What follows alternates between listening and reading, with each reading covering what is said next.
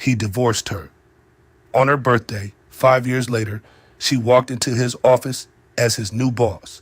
The announcement came through the intercom, a disembodied voice slicing through the tense air of the 40th floor. Mr. Adebayo, the new executive vice president of North American operations, is here to see you. Dele Adebayo straightened his tie, a slash of crimson silk against a stark white shirt. He glanced at his reflection in the polished mahogany of his desk. Perfect. He was always perfect. The door to his corner office swung open. And time stopped. She stood there, framed by the doorway, a vision in emerald green. He knew that face. He knew the elegant line of her neck, the quiet strength in her shoulders. He knew her, but he didn't. This version was different. This was not the woman he had broken. This was the woman who had been forged in the fire he had set. Amara. His world, so carefully constructed, so flawlessly maintained, shattered into a million silent pieces. A glass of water on his desk trembled from the imperceptible tremor in his hand. For all the stories that bring you hope and teach you that the night does not last forever, subscribe to our channel. We believe in the power of a new day. Now let me take you back to where it all began. 5 years earlier, the air in their Buckhead mansion was thick with the scent of lilies and expensive champagne. It was Amara's 43rd birthday, and the party was a testament to the life she and Dele had built. Amara, at 43, was a woman sculpted by quiet grace and fierce intelligence. She was from Port Harcourt, the daughter of a professor and a seamstress, and she carried the pride of her Igbo heritage, not as a banner, but as the marrow in her bones. She stood 5 feet 10 inches tall, with skin the color of rich, dark soil after nourishing rain. Her hair was a crown of intricate braids, woven with threads of gold that caught the light from the crystal chandeliers. She had been a senior vice president at a rival logistics firm, a powerhouse in her own right, the architect of many of their shared successes. Her net worth, tied inextricably to Dele's, was in the high 8 figures. But on this night, her emotional state was a fragile, hopeful thing.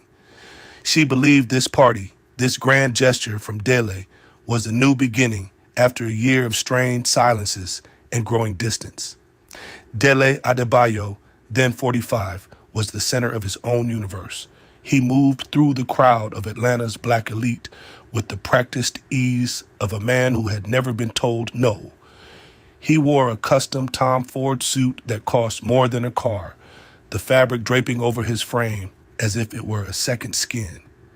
On his wrist, a Patek Philippe Nautilus, priced at a staggering $85,000. It did not just tell time. It announced his arrival. His beauty was a corporate weapon. Sharp, polished, and entirely performative. He was from a wealthy Lagos family, and he treated success not as an achievement, but as a birthright. He saw people, including his wife, as assets on a balance sheet. Amara had been his greatest acquisition. Brilliant, beautiful, and a strategic partner who doubled his social and professional capital. But lately, her value on his internal ledger had been depreciating. Her quiet strength had begun to feel like a challenge to his authority. Her intellect, once a tool he used, now felt like a mirror reflecting his own growing insecurities. The party was a masterpiece of illusion. Laughter echoed over the string quartet playing in the grand foyer. Friends, colleagues, and family from Nigeria mingled, their glasses full, their faces masked of celebration. Amara, moving through the rooms, felt the flicker of the old joy. Perhaps they could find their way back. She found Dele by the floor-to-ceiling windows overlooking the glittering Atlanta skyline. "It's a beautiful party, my love," she said, her voice soft. Dele didn't turn to look at her. He stared out at the city, his city. "It is," he said, his tone flat. "A fitting end." Amara's smile faltered. "An end? What do you mean?" He finally turned, his eyes as cold and hard as the diamonds on his watch. He surveyed the room, the people, the life they had built. Then his gaze landed on her, and it was the look of a CEO assessing a failing division ready for liquidation. This was the moment, the one perfectly cruel dismissal he had been rehearsing. This celebration is for a woman I no longer recognize, he said, his voice just loud enough for her to hear over the music. And frankly, a woman I no longer require. Consider it a severance package. The words didn't register at first. They were just sounds hanging in the perfumed air between them. Severance package, her own birthday party. Deal. What are you saying? She whispered, the hope in her heart crumbling to dust. I'm saying we're done, Amara. My lawyer will be in touch tomorrow. The papers are already drawn. He took a sip of his champagne, a final, casual gesture of contempt. Happy birthday. He turned and walked away, melting back into the crowd, leaving her standing alone by the window as the city lights blurred through the sudden hot sting of tears. The world dissolved. The music warped into a discordant shriek. The laughter of their friends became a chorus of mockery. She saw their faces, people she had known for years, and realized with a sickening clarity that they were his people, not hers. She was an outsider in her own home. She walked through the party in a daze, a ghost at her own wake. No one seemed to notice. She slipped out the French doors into the cool night air of the manicured garden. Her chest was tight, a band of steel squeezing the air from her lungs. She couldn't breathe. She stumbled down the long, winding driveway, away from the light and the laughter, her heels sinking into the soft grass. She didn't know where she was going. She just knew she couldn't stay.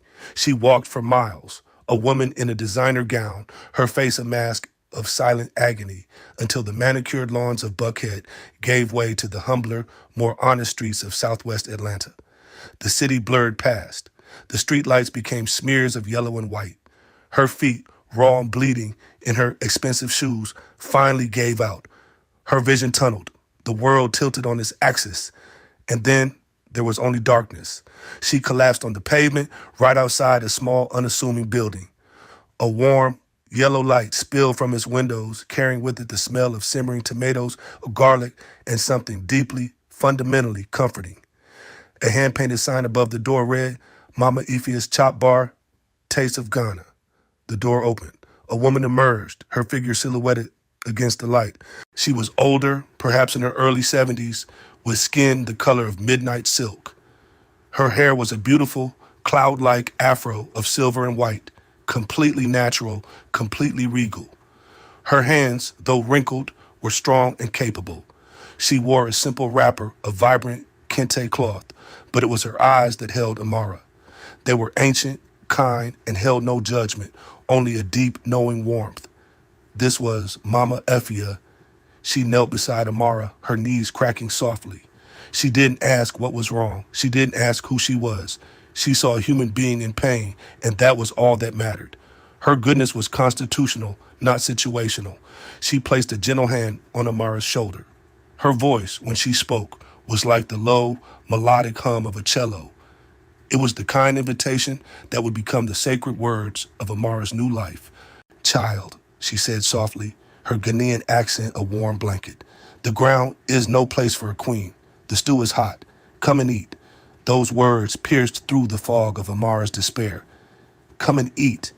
It was so simple, so profound. It was an offer not of pity, but of dignity.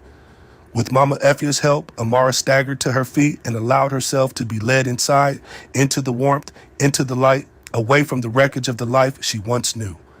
The chop bar was small, just a few wooden tables and chairs, but it was immaculately clean. The air was thick with the life-affirming aroma of garden egg stew. Mama Efia sat her down at a table, took off her ruined shoes, and placed a steaming bowl in front of her. Amara hadn't eaten. She hadn't realized how hungry she was, not just for food, but for a kindness that asked for nothing in return. She picked up the spoon, her hand trembling, and took the first bite. The stew was rich and savory, the boiled yam soft and yielding. It tasted of home. It tasted of survival, and as she ate, the tears she had held back finally fell, silent drops splashing into the bowl, seasoning the stew with her sorrow. The days that followed were a blur of legal notices and quiet humiliation. Dele was ruthlessly efficient. The joint accounts were frozen. The credit cards were canceled. A notice of eviction was served at the mansion she could no longer enter. Her belongings were sent to a storage unit, a life packed into sterile brown boxes. She moved into a small, faceless apartment in Decatur, paid for with the last of her personal savings. The true devastation, however, was not financial. It was professional. It was the methodical poisoning of her name. Dele began his campaign of whispers. He called their mutual contacts, his voice laced with false concern. "I'm worried about Amara," he would say, a masterpiece of feigned sympathy. The pressure, it finally got to her. She just cracked, had a complete breakdown at her own party. It was tragic to watch. The lie was a virus, and it spread with breathtaking speed through the tight-knit world of corporate logistics. It was insidious, impossible to fight. It played on the ugliest stereotypes of the emotional woman in a high-powered role. The first door slammed shut a week after the divorce. A headhunter who had been courting her for a CEO position at a rival firm called. His voice was awkward, apologetic. "Amara, we've decided to go in a different direction.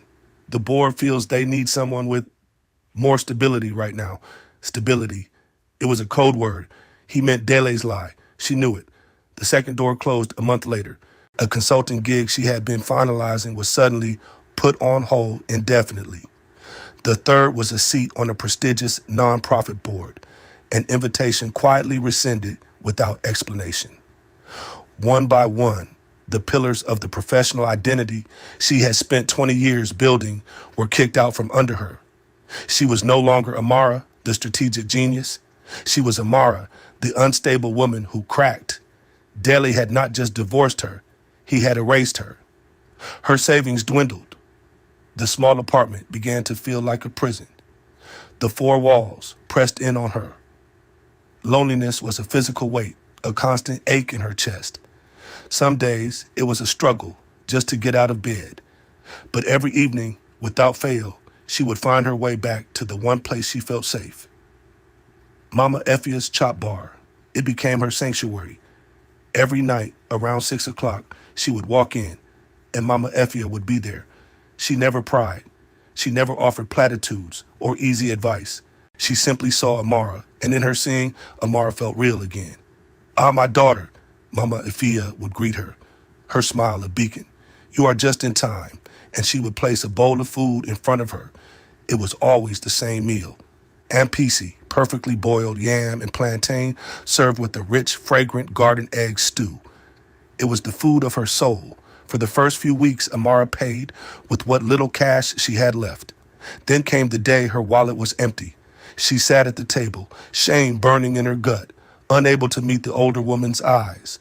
Mama Efia came over and placed the usual steaming bowl in front of her. "Mama, I can't," Amara whispered, her voice thick. "I don't have any money." Mama Efia looked at her, her gaze unwavering. She pulled up a chair and sat down, her working hands resting on the wooden table. "Did I ask you for money?" she said gently. "No, but Amara," Mama Efia said, her voice firm but kind. "Food is not a transaction. It is life. When you have, you give. When you need, you receive. Today, you need, so you will receive. Eat." And so began the season of grace. For 7 months, every single night, Mama Efia fed Amara. She never kept a tally. She never made Amara feel like a charity case. The plate of ampisi was offered not as a handout, but as a sacrament. It was a daily affirmation that Amara was worthy of care, worthy of sustenance. This was the pivotal, sacrificial gift. Amara knew the cost. She saw how early Mama Efia woke up to go to the market, how late she stayed scrubbing pots. She knew the profit margins on a small chop bar were razor thin. A free meal every day for 7 months was not a small thing. It was a significant portion of the woman's livelihood. It was an act of radical, inexplicable generosity. It was a gift of life itself. During this time, Amara met Mama Efia's grandson, Kofi. He was a bright young man in his early 20s, studying business at Georgia State by day and helping his grandmother in the evenings. He had a quick mind and a deep respect for his grandmother's wisdom. He and Amara would often talk while she ate. He spoke of his dreams of working in corporate strategy, of building something lasting, Amara saw a brilliant, untapped potential in him, a mind as sharp as any she had encountered in her old life. But he lacked the connections, the polished resume, the foot in the door that Dele had taken for granted his entire life. One rainy Tuesday night, about 4 months into this routine, the weight of it all became too much for Amara. She sat before her plate of ampisi, the steam warming her face, and she began to weep. It was not a quiet, dignified cry. It was a raw, guttural sob that came from the deepest part of her brokenness. It was the sound of a woman who had lost everything: her husband, her home, her career, her name. Mama Efia came and stood behind her. She didn't hug her or shush her. She simply rested a hand on her shoulder, a silent, solid presence. She let the storm break. After the sobs subsided into ragged breaths, Mama Efia spoke, her voice a simple, devastating truth. "Tears are salt," she said. "You need food." It was the most profound thing anyone had ever said to her. It cut through the emotional chaos and anchored her in the physical reality of survival. You must eat, you must live, the rest will follow. That night, something shifted in Amara. The grief was still there, a dull ache beneath her ribs. But for the first time, a tiny seed of anger began to sprout. Not a bitter, destructive anger, but a clean, righteous fire. How dare he? How dare he try to erase her? Mama Efia seemed to sense it. As Amara was leaving, the old woman took her hand. "My mother in Kumasi used to say," she began, delivering the proverb that would become Amara's creed, "the woman who survives the storm does not fear morning rain." Amara looked into those wise, ancient eyes and understood. She had survived the hurricane. The drizzle of daily struggle was nothing. The next day, she stopped looking for jobs in her old industry. She wiped her resume clean of the prestigious titles. She started over. She took a low-level administrative job at a small, unknown manufacturing company in a different state. It was humbling work. She filed papers, answered phones, and made coffee, but she did it with the same fierce intelligence and meticulous attention to detail that had made her a senior vice president. She was the best administrator they had ever had. She streamlined their filing system, saving them thousands in wasted hours. She identified inefficiencies in their supply chain during her lunch breaks. She started writing reports and leaving them on her manager's desk, unsolicited analyses that were so brilliant they couldn't be ignored. After 6 months, they promoted her to office manager. A year later, she was head of departmental logistics. She was quiet, she was focused, and she was relentless. She didn't talk about her past. She let her work speak for her. She was rebuilding, brick by painful brick. She saved every dollar she could. The first check she wrote was for 7 months of MPC with interest. She mailed it to Mama Efia with a simple note. "You fed my body so my spirit could heal. I will never forget." Mama Efia called her, her voice thick with emotion. "I told you, child, food is not a transaction." "This is not a transaction, Mama," Amara replied. "This is a testimony." Over the next 4 years, Amara's ascent was meteoric. The manufacturing company was acquired by a larger corporation, and the new owners, reviewing the books, discovered the quiet genius in the logistics department. They saw the millions she had saved them, the system she had built from scratch. They didn't know the name Amara Adebayo from Atlanta High Society. They only knew Amara, the brilliant strategist from their newly acquired subsidiary. They promoted her and promoted her again. She moved to Chicago, then to New York. She became known as a turnaround specialist, the woman who could fix broken systems and make them profitable. She was no longer running from Dele's shadow. She was casting her own. She never remarried. Her work was her focus. Her pain became her fuel. Her past was a private, guarded thing. And then, 5 years to the month after her collapse, the offer came. Global Logistics Corp., one of the largest firms in the world, wanted her. They were restructuring their North American operations, and they needed a new executive vice president to lead the charge, a new boss for their entire Atlanta division. She knew whose division that was. The salary they offered was astronomical, far more than she had ever made before. The power was immense, but that wasn't why she said yes. She said yes because of a woman who had once told her that the ground was no place for a queen. She said yes because she had survived the storm, and she did not fear the morning rain, which brings us back to the 40th floor. Amara stood in the doorway of Dele's office. She wore a bespoke suit of emerald green silk, tailored to perfection. It was the color of life, of rebirth, of money. Her hair was styled in a sleek, elegant updo. There was no makeup on her face, save for a subtle gloss on her lips. Her beauty was not purchased or performative. It radiated from a core of unbreakable strength. She was commanding. She was magnificent. Dele stared, his mouth slightly agape. The color had drained from his face, leaving his carefully tanned skin looking sallow and gray. His team, seated around a conference table in his office for their morning meeting, swiveled in their chairs, their faces a mixture of confusion and shock. They saw their boss, the unflappable Dele Adebayo, looking at this woman as if he had seen a ghost. Amara walked slowly into the room. Her heels made no sound on the plush carpet. She did not look at Dele, not yet. She addressed his team, her voice calm, clear, and resonant with authority. "Good morning," she said. "I am Amara, your new executive vice president." Gasps. Murmurs rippled through the room. They knew the name. They had heard the rumors years ago. Dele's ex-wife, the one who had cracked. They looked from her to Dale, the power dynamic in the room shifting like a continental plate. Amara finally let her eyes fall on the man who had discarded her. He looked smaller somehow. The expensive suit seemed to hang off him like a costume.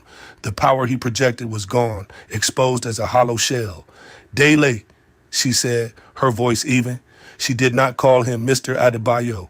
She used his first name, the name of a subordinate. "It's been a long time." He couldn't speak. He just stared, his mind reeling, trying to process the impossible reality in front of him. "I trust you'll help me get acquainted with the current state of operations," she continued, her tone all business. "I've already reviewed the performance reports from the last 2 quarters. Frankly, they're disappointing. We have a lot of work to do." Each word was a perfectly placed blow. She wasn't yelling. She wasn't emotional. She was simply stating facts, asserting her new reality, his new reality.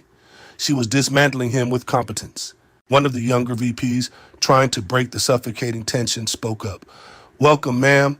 We weren't expecting you until next week." Amara gave him a small professional smile. "I believe in starting early." Her eyes flicked back to Dale. "And in dealing with underperforming assets immediately." The echo of his own cruel words from 5 years ago hung in the air. "A woman I no longer require." She had taken his dehumanizing language of business and turned it back on him. He visibly flinched. "My office is the corner suite at the end of the hall," she said to the room at large, "the one with the better view. I'll expect a full divisional briefing from you, Dele, on my desk by noon." She turned to leave, then paused in the doorway. "Oh, and Dele, please rise when a superior enters the room.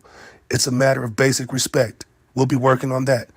And with that, she was gone, leaving behind a stunned silence and the shattered remains of Dele Adebayo's world. The public truth had been revealed, not with a dramatic speech, but with the quiet, undeniable weight of her presence.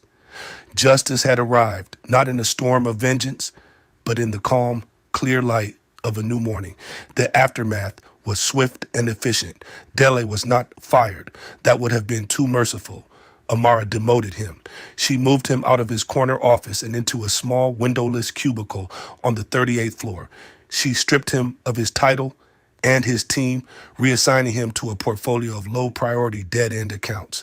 He was forced to watch, day after day, as the woman he had tried to destroy expertly ran the division he had once commanded. He experienced the exact treatment he had inflicted on her. He was made to feel small, irrelevant, and utterly powerless. The casual cruelty he had shown others was now the architecture of his daily life. People he had once lorded over now avoided his gaze in the hallway. He was a ghost in his own building. Amara's first official hire was not a seasoned executive. She created a new junior analyst position in her strategic planning team. She called a young man who was still helping his grandmother serve M-Pesa in a small chop bar in southwest Atlanta. Kofi, she said when he answered the phone, his voice filled with surprise. It's Amara. I have a job for you. It's time for you to build something. Kofi started the following Monday. He was brilliant, just as she knew he would be. He worked harder than anyone, fueled by the opportunity he had only dreamed of. He was a daily, living reminder in the office of where true value came from. Not from a prestigious name or an expensive suit, but from character, intelligence, and hard work. By promoting him, Amara wasn't just giving a young man a chance. She was planting a flag for a different kind of corporate culture, one built on the values Mama Efia had taught her. Months passed. The company flourished under Amara's leadership. She was respected, admired, and a little feared. She was tough but fair, demanding but compassionate. She treated the janitor with the same direct courtesy as she did the CEO. One evening, a humbled and broken Dale found himself walking through a part of town he hadn't visited in years. He was on his way to a cheap diner, his new reality. He smelled something familiar, a scent that pulled at a long-forgotten memory.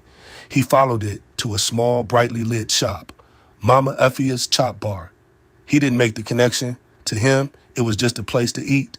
He walked in, his shoulders slumped, his eyes downcast. He ordered the special and sat at a small table in the corner. Mama Efia was in the kitchen, but she saw him through the service window. She recognized him instantly, not from the news, but from the deep, lingering sadness she had seen in Amara's eyes 5 years ago. This was the source of that pain. She didn't feel anger. She felt a strange, quiet pity. She personally brought his plate out from the kitchen. It was a steaming bowl of ampesi and garden egg stew. She placed it gently on the table in front of him. Dele looked up, startled. He saw an old woman with kind, knowing eyes. She smiled a small, sad smile. And then she spoke the words, the exact, sacred words she had spoken to his wife on the worst night of her life. Son, she said softly, the stew is hot. Come and eat.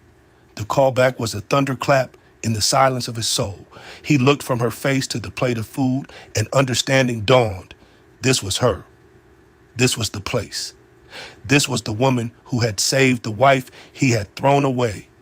The simple, unconditional kindness of her words, the grace he did not deserve, broke through the final wall of his arrogance.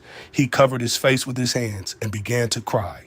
Not the performative tears of a man caught, but the wrenching, soul-shaking sobs of a man who finally understood the magnitude of what he had lost. Not in status or money, but in his own humanity. He had traded a queen for an empire of dust. Mama Efia simply placed a hand on his shoulder. It is all right, she whispered. Forgiveness, like stew, is best served warm. In that moment, his redemption began. It wouldn't be easy, but it was possible. Grace had been offered. The closing image of this story is not of deal. It is of strength, of justice, of a debt of love repaid.